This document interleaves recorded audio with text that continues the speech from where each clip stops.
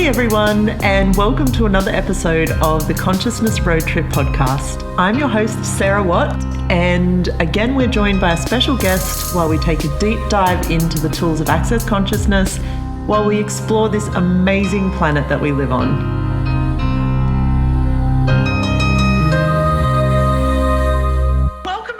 To another episode of Consciousness Road Trip podcast. Still here in beautiful Australia on the Sunshine Coast, not road tripping around the world yet again.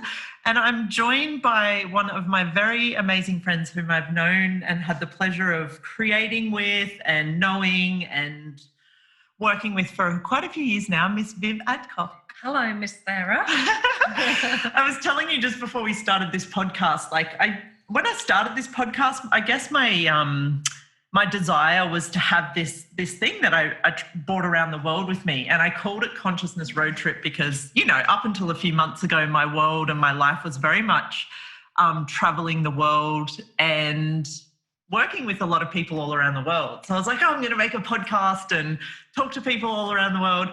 And, then a global pandemic happened. As it does. As it does. Since then, we've been, quote unquote, air quotes, stuck in Australia. I mean, I could think of probably a few worse places to be stuck in the world. So it's turned less of a road trip and more of just this conversation. And I was saying to you before as well, I guess I started sort of making these podcasts because I felt like I had to, I had to stick to something, whatever that is. And then I was looking at okay, so what conversations do I love? I think Dane said on a call the other day, if you want to be, if you want to be successful, something about if you want to be successful in business, something, if you want people to come to your classes, have fun. And that was such a match because that's me, as far as creating anything in my life, it always works better when I'm having fun. And it's like fun's the magic ingredient that people so miss. Yeah. Because I think life can get really serious and you get bogged down with the weight of the world and all of this. And it's no, what's fun for you? Yeah. And having that lightness, having that playfulness. I know Gary and Dane are so irreverent with their conversations. Mm-hmm. And I find it really funny when people get offended by their irreverence, or if something really heavy's going down and you try and make a joke or you try and say something to lighten the energy, how some people can get really just almost offended and a bit twisted rather than, hey, lighten up, and have fun. What if the whole purpose of life is to have fun? Yeah. Yeah.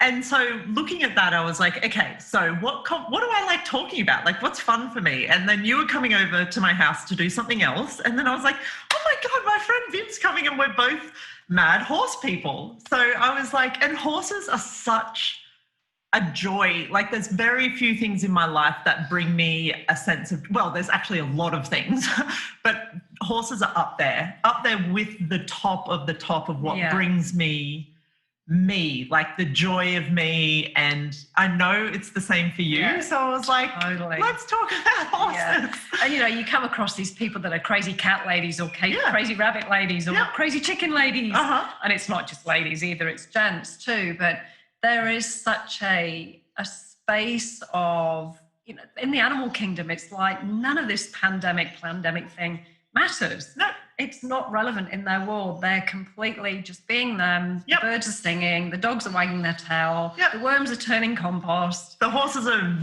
munching chewing their grass. Yeah. And it just continues. And just the lightness. I went out to visit 2 horses yesterday and just the smell. You know you're really crazy about horses if you love horse You just smell. walk up and start sniffing them. People are like, what are you doing to my horse?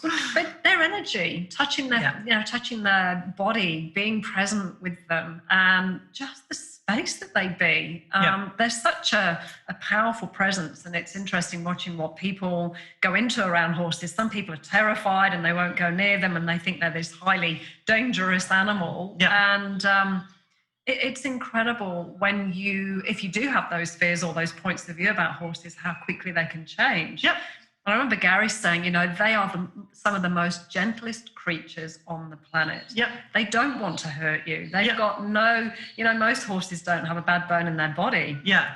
But people have this really weird perception. But when you tap into the joy that Sarah and I have, or anybody that loves horses, it's like an addiction. You just can't get enough. And it's like, I was pondering on the way here, what is that? You know, when you tap into that energy of horses, for those people that do like horses, what is that you just want more? You just want to be around them. You just want to play with them or watch them even grazing in the paddock. What is that? Well, I once heard Gary Douglas, and if you guys are tuning into this podcast for the first time, go and find some more episodes. You can find them on Spotify and iTunes. And, you know, basically what I base this around, like what I base my whole life around, is the tools of access consciousness. And Viv is also a facilitator of access, and I know it's her life as well. And the founder of Access Consciousness, Gary Douglas, once said in a class, and I've heard him say it many times, everything I've learned in life, I've learned from a horse. And I was like, sweet Jesus. Like, that is so fucking true. Like, there's something, a place that they exist from that is, it's like it's a level of presence that you don't get so much anywhere else. And you get it from other animals and from nature and stuff. But for me, horses quantify something that I know is possible. And if you're willing to receive that from them, they will give you everything. And, you know, that might not always be, you know, all the soft, yummy marshmallow things. It might also be some confronting things about you. And I guess, like, horses to me are like a mirror in a way. They will always give back to you what you're willing to be, to show up as, and to receive from them. Yeah, and one thing I remember Gary Douglas talking at the Conscious Horse, Conscious Rider class once in Texas. He was saying, you know, if you're going to look at buying a horse, get something that's greater than you think you are. Buy a horse or invest in a horse that's going to get you to step up, that's going to stretch you, that's going to challenge you. Not where you're putting your life in danger by any means, but just that's going to challenge you, that's going to ask you to be more of you. Because how they function is, you know, it's I don't even have words, but again, being in their presence, the horse never makes themselves less. Nope. They never compare themselves. A Shetland pony doesn't compare themselves to a Shire horse. You know, a Shetland pony is a Shetland pony. A little tiny thing. But they never shrink. They never diminish themselves. They never, you know, they don't do that whole... They don't turn themselves down. No. Ever. Not in any way. And I think a lot of people that are drawn to horses, they love the flamboyance and that real dynamism and the power. Most people, when you say to them, you know, what do you think about, what's your first perception of a horse? It's like, well, they've got this incredible flamboyance and this potency, this raw energy. And so, like, looking at that statement of, like, everything I've learned in life, I've learned from my horse, or what can you think of at the moment, like any moments for you personally where something that you've had with a horse has really, definitely.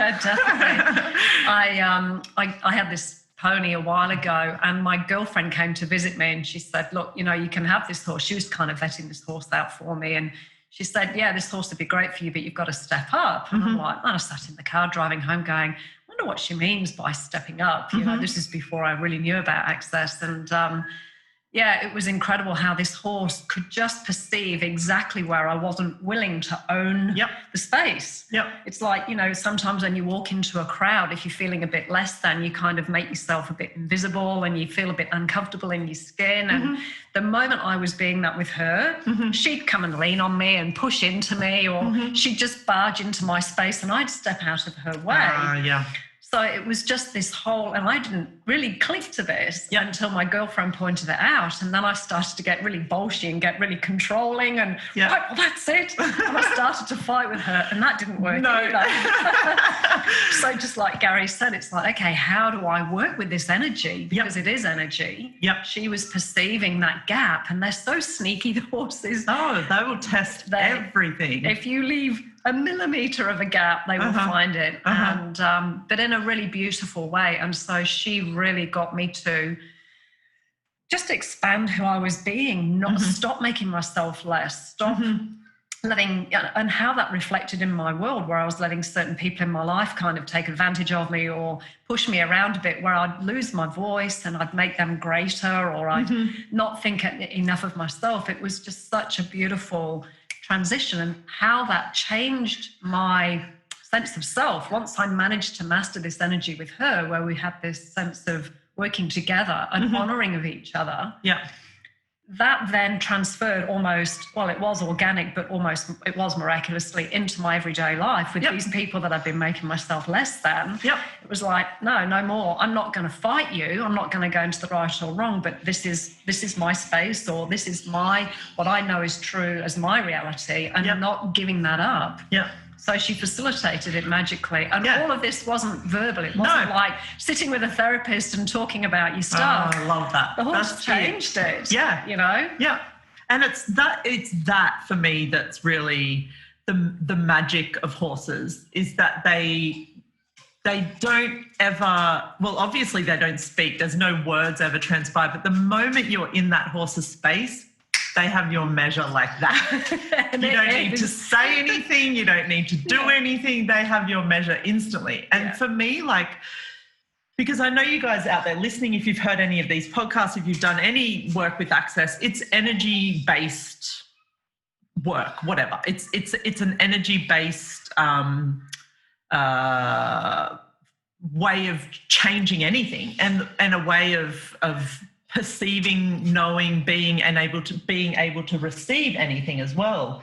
And for horses, they are one creature that really showed me how energy can be so fast and so clear and so precise in changing and communicating things. Yeah, definitely.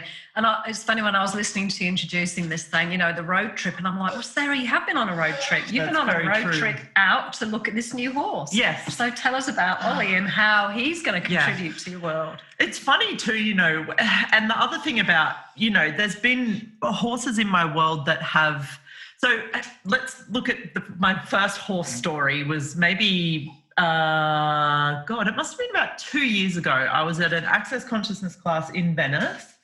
I can't remember the full title of the class, but we called it the Creation class. And Dane was facilitating at the time, talking about, like, what's the one big thing that you want to ask for? Like, what's your big ask? And, you know, people were like, these huge things. Like, Francesca was talking about having a castle, and there was another lady talking about this, like, you know, creating this whole different world and this whole different reality. And I was like, I really want a horse in Costa Rica. And he was like, what the fuck, Sarah? You can ask for anything and you ask for a horse in Costa Rica. But I shit you not, 2 months later, basically to the day, I got my first horse. His name is Pregonero, and he lives in Costa Rica. He's a Costa Sensei de Paso, which is the horse of Costa Rica. And he showed me, well, whatever. It was this thing as well of, like, if you're fucking willing to ask for something and be conducive with your ask, because, you know, I watched these people ask for these things. Like, this lady was getting into this elaborate, I don't even remember who she was, but she was talking about creating basically a form of a utopian ideal, like this utopian world where everyone was blah, blah, blah. And I was like, that sounds cool, but, you know, I just want a fucking horse in Costa Rica, all right? And then Francesca talking about her castle, which was more conducive. I could see her having a castle.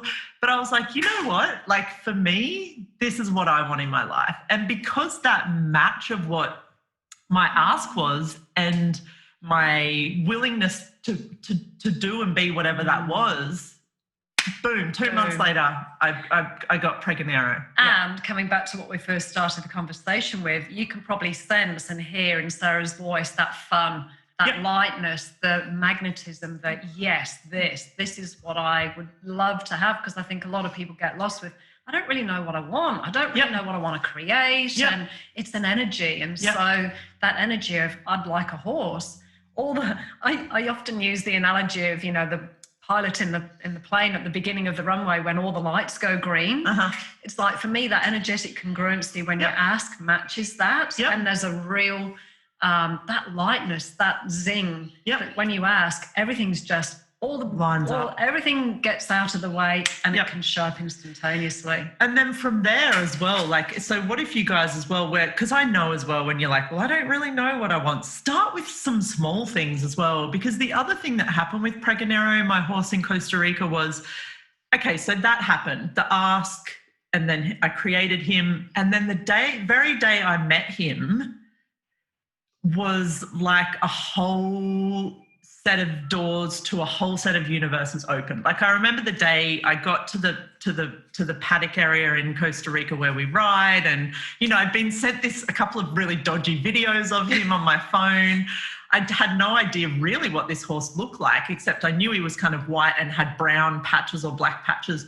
And I kind of rocked up, and I was still like, a little bit like, oh my God, like it's like going on a first date, you've got butterflies. But I saw this horse tied to the fence away from all the other horses, because at the time he was a stallion. And I was like, that's him. And I walked over and just stood, because this is the other thing about horses. Like, they kind of in a way need to invite you into their world. Like, it's this sort of thing, if you walk up to them and they're kind of like, fuck off. So I was like, I knew straight away, like I had connected with him energetically, but then seeing him, and I walked over and kind of stood a little ways away until he saw me, and we kind of like locked eyes. And it was this thing of like, it's like an avatar, when they ride those horse style creatures and they do the connection thing between their thing and thing. It was like that, but obviously not with the physical connection. It was all such an energetic experience. But then I felt his invitation of me to his world. So I walked over and put my hand on his neck, and it was this thing of like, literally, it felt like, wow, like these universes just opening around me. And I just cried. I was just like, so you go as well from this thing of like asking for a horse, because I wanted a horse. I wanted to ride with all the guys in Costa Rica. I'd been riding and scabbing horses off people. I rode Brendan's horse, and I rode Megan's horse, and I rode Simone's horse. And I was like, no, fuck this. I want a horse of my own. But then from that ask, also what is created from there. Yeah. And then, fast forward, I got another horse in Houston, and looking at that as well. Like, I've ridden her a few times, but there was always this sense with her, with Phoenix, when I met her, that the creation we were having together was going to be something else. And so Gary Douglas called me like maybe a year or so ago and said, hey, because she's a Costa Sensei crossed with a quarter horse. So quarter horses in America are the big horses. To buy a good quarter horse there, you're spending $30,000 probably. Like, they're very, very popular for this particular style of work they do. But Gary bought the Costa Sensei into the United States and is still trying to find a niche, a way to present these horses in a way that people will appreciate them for the magic that they are. So she's a cross between these two breeds, and he had the idea, he wanted to train her in the sport that one of the sports that the quarter horses are famous for, which is cutting. So it's like a cow sport, like they go and cut out a cow and blah, blah, blah. It's a very quarter horse dominated sport. There's no other horse that's excelled in it like the quarter horse. So he's like, we want to train her to be a cutting horse to show the world what the Costa Sensei is capable of. And I was like, do it. And then, fast forward another year later, we're home, COVID's happening, Gary rings me again. So, and I knew, again, I'd tapped into Phoenix's world and felt how much this training had changed her whole reality. Yeah, wow. And he called me again and barely got the sentence out. Sarah, she's doing really well. And I was like, sell her. And he's like, yeah, she's ready to go to a new home where she can do what she's now been trained to do. She's excelling in this sport. We really want, and I was like, do it, sell her. And then, fast forward again. And I'm like, well, I'm stuck in Australia now. And now I want a horse here. What's next? Yeah. So you went on a road trip too? Well, actually, before that even, I was like, okay, so what do I need? If I want a horse here, I mean, I live in a relatively big house on a relatively big block for a beach house, but you're not going to put a horse in the backyard, right? So I was like, okay, first things first, I need somewhere to put this horse. So I started looking at places to adjust, and I found a guy just around the corner from here, and I messaged him and he was like, no, it's not going to work now, blah, blah, blah. And I was like, okay. And then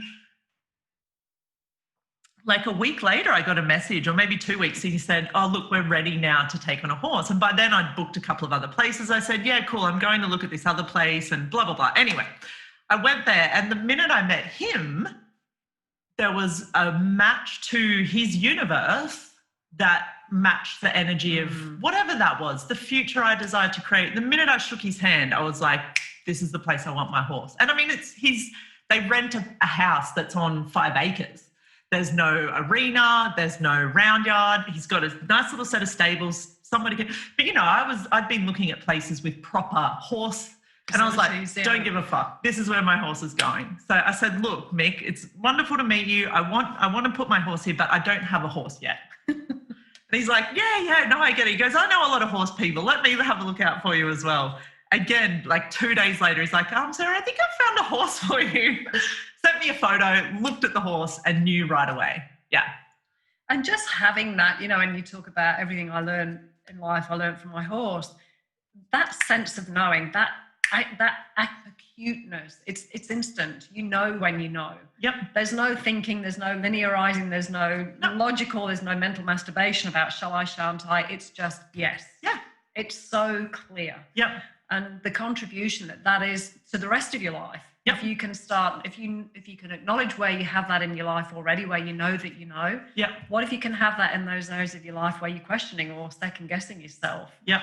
You know, and for anybody that's more of a traditional horse person, it's like this conversation that we're having would sound so different because this is not how it's done in the horse world. You know, the people I know is you find a horse, then you get the property, and then you keep it until it dies, and you force it to do what you want it to do. There's not a relationship. There's not a two-way relationship where you said earlier everything's energetic. We know the moment something's done, it's done.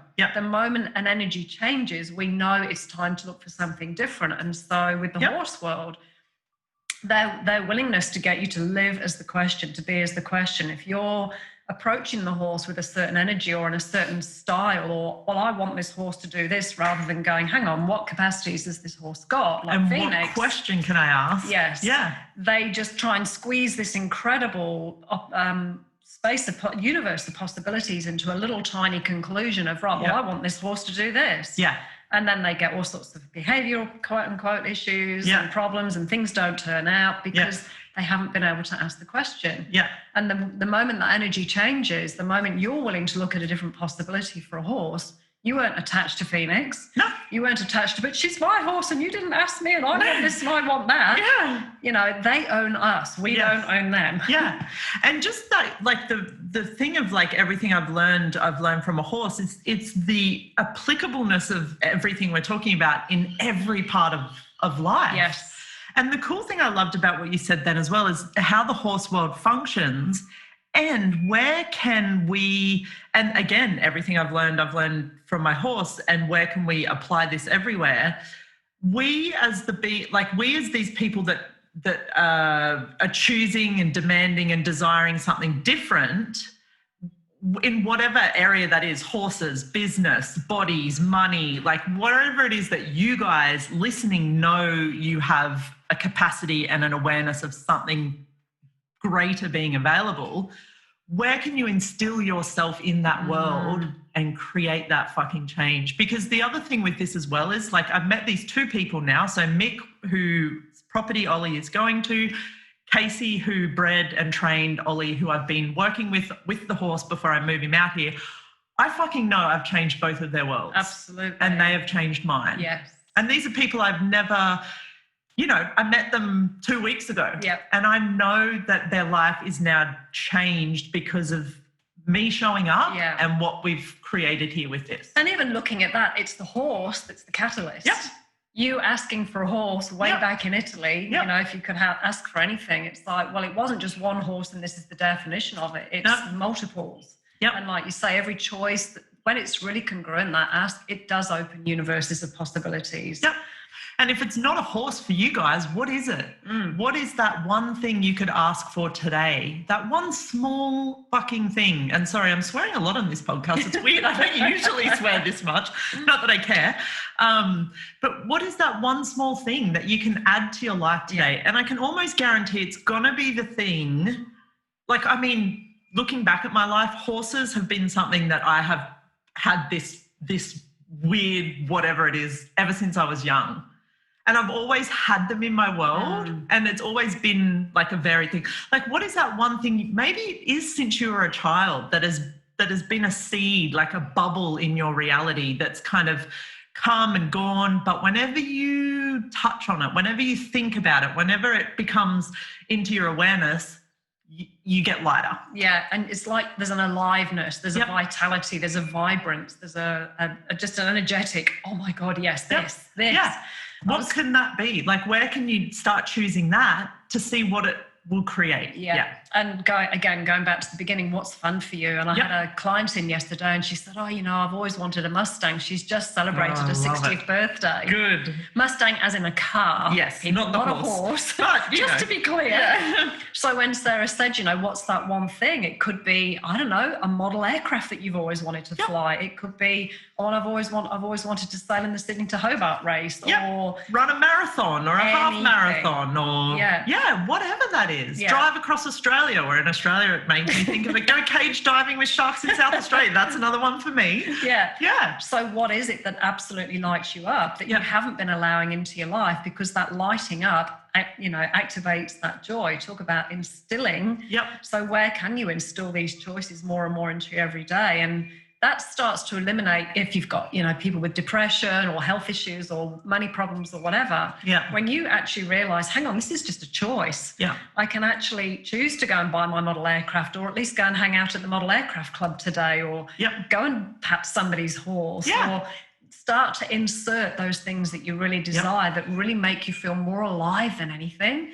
Start to choose that and start inserting those into your life. Because going back again to that first ask that I had when people were having all these really big asks, and I was like, well, I just want a horse in Costa Rica. Like, looking now at what this has created in my life, like, no one can deny it. At the time, everyone was like, Sarah, and so many people have acknowledged my creation from that. But at the time, it was just so funny how it was such a disparity to what everyone else was. People had these grand asks, and I was like, I want a horse. And Dane was even like, what the fuck, Sarah? You can ask for anything and that's what you ask for. But you look at what that's created for my future in those, and it's like, So with the, everything I've learned in life, I've learned from a horse. There's two things there. Number one, you can go and find a horse, and there's classes in Access Consciousness that we do that are based around this. There's conscious horse, conscious rider classes. We've got actual energetic work you can do on horse bodies as well. So if you guys are listening out there, I would implore you to find, and we can talk about how to and all that in a minute. I'd implore you to find something like that and see what shows up for you. And also just listen to this podcast, because this podcast alone, you don't need to go and be with a horse to learn something from a horse. You can take this conversation right now and turn that into something. That's applicable to your life, exactly. Whatever it is. So if you've been denying yourself that joy, what permission can you give yourself? Cool.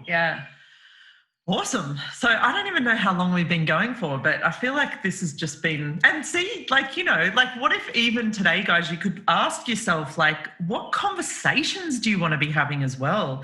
With who? Who lights you up in your life? Exactly. And what if now was the time as well? Because it's so funny for me how another big thing that I've been looking at is, COVID and everything going on in the world is about us being separate from each other physically, And that matches me to a T, because I'm what you would call, if you were labeling things, I'm quite an introverted person. I like my own space. I live in a 2-story, 4-bedroom home by myself now, which makes me very happy. So this whole COVID thing was such a match. And I started looking at, well, actually, if we want to start changing things in this world, we need to start getting together a little bit more and taking what each of us knows and combining that to create something greater. And this whole, this engagement, when you look at a lot of people that have been in social isolation, there hasn't been that level of physical engagement, but look at what it's opened up with people making telephone calls, people reaching out, people going on Zooms, people doing webinars. There's always that level of engagement energetically can never be stopped. It's never interrupted. Exactly. So, yes, it's great to get together with physical people, and maybe people will be a bit more grateful for each other now that they've had this time apart, or, they might have, what would it take for people to have a bit more, just that, appreciation and allowance of people for who they are. We're all different. And, that level of engagement. So when Sarah was saying earlier, the thing with horses is there is no... like you say, their energy is so fast. Everything is instantaneous. And they don't separate from anything. No. They'll kick it. They don't cut off. They'll tell it to go away, but they don't separate from it. and they don't cut off their awareness ever, because if they were to cut off their awareness, they'd be dead. Yeah. So there's so much we could talk about. Yeah. So maybe we could do a follow-up podcast as well. For crazy horse people. Yeah. And we're also both crazy dog people as well. Well, let's do a dog one next. Because the thing I've gotten from this is so much more changes in my world when I get to have conversations about the things that are fun for me. So, yeah, guys listening, please, please, please look at whatever is fun for you and how can you instill more of that in your life, whether it's physically doing it, whether it's talking about it, whether it's getting on Facebook and doing a Facebook Live about it, and what that creates in the world just purely through you showing up as you with that element of joy. And And that is the gift. Yep. That's the gift. Yeah. Yeah. Yeah. There's so many people that are doing misery and trauma and drama. You're this light bulb of possibilities and lightness and joy and happiness, and a smile, just a smile can change somebody's world. And just being willing to open your mouth and see what comes out. Because even if you fuck it up, I can guarantee that will contribute a lot to someone. Only always. Yeah. Like Brendan and Dane say all the time, I've fucked up more choices than most people have made. Yeah. Like, what if you were willing to fuck up daily, hourly, minutely? Like, what if it was just this place of like us never being wrong and never being right and having fun with fucking up? It's like, you know, one of my favorite tools that I've taken from Access, and there are thousands of tools applicable every day of your life.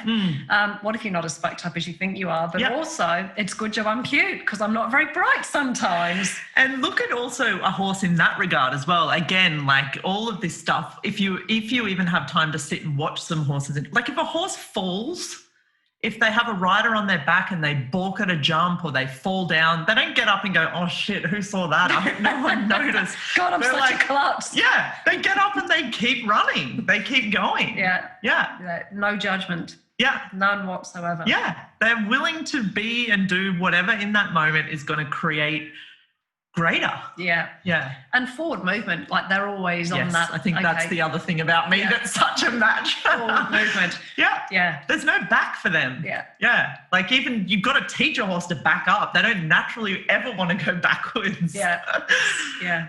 Cool. So if people want to find you, Viv, can we just have a quick look at like what are you up to in the world? How do people find more about you? What do you do in Access and outside of Access? Well, it's really funny. I'll try and make this short. The very first thing that got me into Access Consciousness was a friend of mine recommended Gary's book, Money Isn't the Problem, You Are, because I was so convinced I was messed up with money. Anyway, so she gave me the website. I went on the website. And on the very front page, this was the old website, nearly 15 years ago now, and it had Gary doing some Conscious Horse, Conscious Rider video clips on the front. And I'm like, forget the people, forget the money. Let's look at the horses. Yeah. And that's what got me in straight away, because I think they, that I didn't know it at the time cognitively, but again, that knowing of energy and watching him be something different with an animal, because the animal will show you straight away. People are a bit more acquiescing, and dogs and cats and whatever, they'll kind of mold a little bit to where you're at, but horses do not. Never, no. So I can be found on vivadcock.com and also on the Access Consciousness website. And I facilitate Talk to the Animals class, which is about animal communication. And creating a very different relationship with your animal. There are fantastic Conscious Horse, Conscious Rider facilitators around the world. Are you Conscious Horse? I'm not, no. Not yet. I was not yet. What else is possible? Exactly. But I have a horse, and I'm thinking, like, what can I actually look at him contributing as well? The other awareness I got with Ollie when it was that thing of a yes in my world, it was this yes for me, but it was this yes of like all of the people's lives he's going to touch whilst this next chapter in his life. And like you said, it doesn't mean like a relationship. We're not doing this forever. We're not buying a horse and a lady-sized rocking chair and getting, he and I will be together for as long as it's a contribution and we're both happy with that situation, and then he may move on. But I get this sense that he's going to touch a lot of people's lives while we're together, and that he's the sort of horse that can, be a space for people that may have what we've talked about on this podcast, a place where they want to learn more from horses. So, they are such a gift. So I did a Conscious Horse, Conscious Rider class a few years ago, and there was a lady there that was terrified, absolutely terrified, petrified of horses, wouldn't come over the fence. And I went, So what can you receive from this class? And she said, I want to get over this fear because I can see how this fear is crippling me in so many other areas of my life. This is the thing I'm most frightened of. So this is why I'm here. Cool. And we were at a place where it was like a riding for disabled, where the horses, they open the arena and the horses come in and they pick the people. Oh, wow. The shy horse, the biggest horse of all, came straight over to her, and I was just bawling my eyes out within minutes. It's going to make me cry now. She had her hands on him. Yeah. And that was it. They were just like this match made in heaven for the whole morning. She's like, oh my God. And it was like this complete and total transformation in nanoseconds. The moment she connected with this horse, the size, I mean, his feet were huge. Yes, you know how big like they dinner are. plate feet, I call them. And literally, he just stood there. He didn't push himself on her. He just presented himself, like you said earlier about the invitation. Yes, I'm happy for you to be with me. Literally, the moment she put her hands on him, it was like that was her whole life changed. So that, I mean, there's some amazing moments like that I've seen so many people have huge transformations. We definitely need to do some follow-ups. I love this. Yeah, this and Ollie's journey, your journey with Ollie as well. So he's arriving soon. Yes. Yeah. So let's, And I'm interested to see what he creates in the world, because I've had people, I've posted just a few pictures on Facebook because every time I go and see him, I'm so enthralled in what we're doing. But I know once he's here, he's going to be a social media sensation. Basically, you guys are going to be like, superstar. Really? Another picture of this horse? But I also, the few pictures I've posted, I can feel him already instilling himself in people's worlds. And, we have a horse friend that lives in Western Australia, and she's like, can I meet him? And I'm like, dude, come and ride him. Like, this is going to be a horse for the people, basically. Like, it's like, I'm just going to be the conduit for everyone, for Ollie to like meet and be whatever he can be in the world to create the change that I desire to see. And I know he has a desire for it as well. And just the you receiving him. Imagine if he was stuck out in a paddock in the middle of nowhere, if he desires to be this horse for the people where he can touch so many people's lives.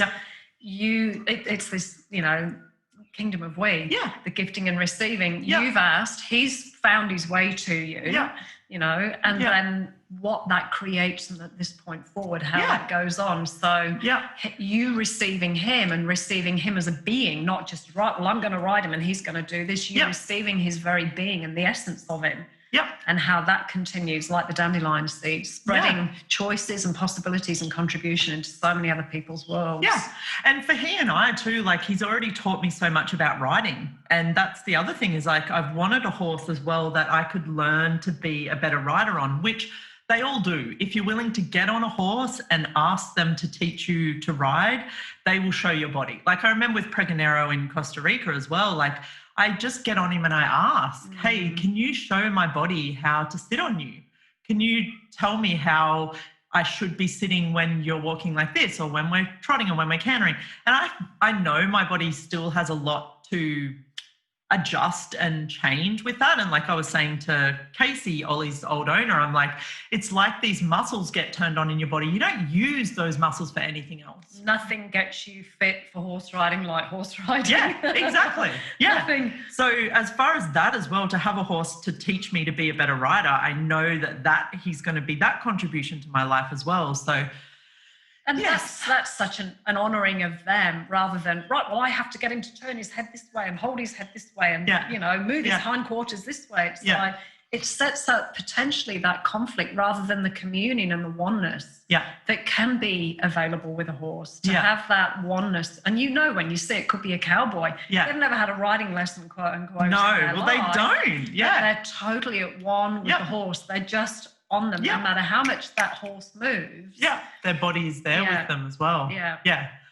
So there's a great website, Conscious Horse, Conscious Rider. Yes, thank you.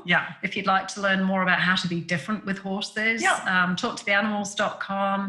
Reach out to Viv, reach out to me. You guys will have all of this in the show notes as well. And and start asking for those little things that turn into big things to start showing up in your life, and see what future it creates now. Like, now that we have a future that is more uncertain than anything that I've ever experienced in my life. What if the certainty for you was that every day you added more joy to your life? Boom. Mic drop. Okay, let's leave it at that. Thank you so Sarah. much. That was truly welcome. one of the best half an hours or however long it's been in my life so far. Yeah, well. Thank you for having me. My pleasure. See you on the next episode, guys. Thank you so much for joining me on this episode of the Consciousness Road Trip podcast. If you'd like to find more of my podcast or more information, you can head to my website, sarahwatt.com.au/road trip or sarahwatt.podbean.com. See you on the next episode.